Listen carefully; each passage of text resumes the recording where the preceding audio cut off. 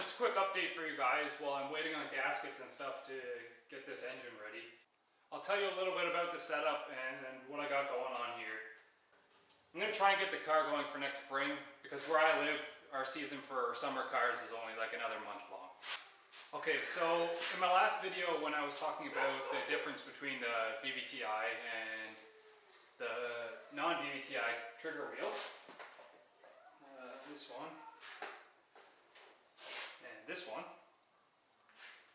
Because when I did the compression test on this engine and it came up bad, someone locally was selling this engine, which happened to be a rebuilt VVTi engine.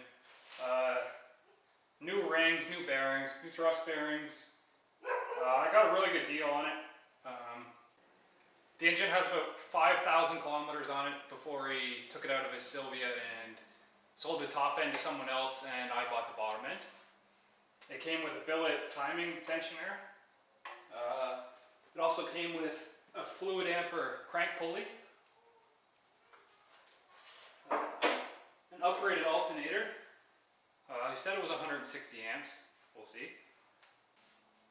I'm gonna have to switch my rear sump pan for the front sump pan because it's going in my Supra. So what the goal is I'm going to take all my good parts off my old engine and swap them onto the new one. So the rear sump pan, the head, all my components. I'm going to use the fluid amper, the tensioner. Basically the goal is to rebuild it back to a stock block. The setup I'm going to be using on this engine is the same setup I had on it before, which is the Powerhouse Racing log manifold with the Precision 6266 journal bearing turbo, 0.81 exhaust side. The 44mm tile wastegate that the log manifold has the adapter for. It came with the kit. The Powerhouse Racing kit actually came with a really nice downpipe that bolted straight up to my JDM catless downpipe. So off the turbo into the downpipe, no modifications required.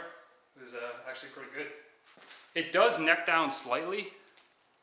You can see it. Where the stock JDM twin turbos were a bit smaller than 3 inches, so I'm gonna have to get this made into one uniform piece. Now I'll be using the Bosch 800cc injectors like in my last setup, and the Walbro 450 in the tank. The biggest difference about this setup is I won't be running the MAP 2 ECU anymore. I'll be running this Haltech Platinum Sport PS2000, which should make it a lot more reliable, and I shouldn't have any more of these silly detonation issues.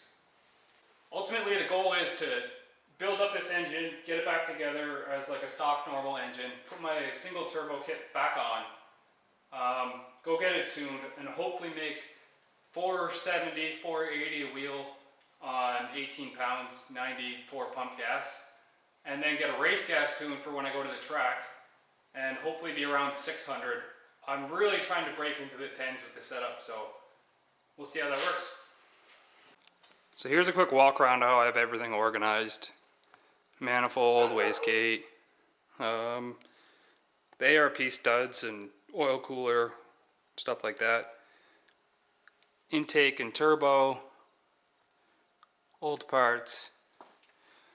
That's my rear sump pan, the head with the lowers and the exhaust manifold still on it. Some of the pulleys and lower harness, feed line, intercooler piping. All my bolts are in here. They've been labeled. They're all numbered. And on my serial boxes is where the bolts actually go. Catch can and fan. Then over in this little thing I have more miscellaneous parts like the cams, that old piston that came out that was cracked. If you want to see that again. Where is it? There it is.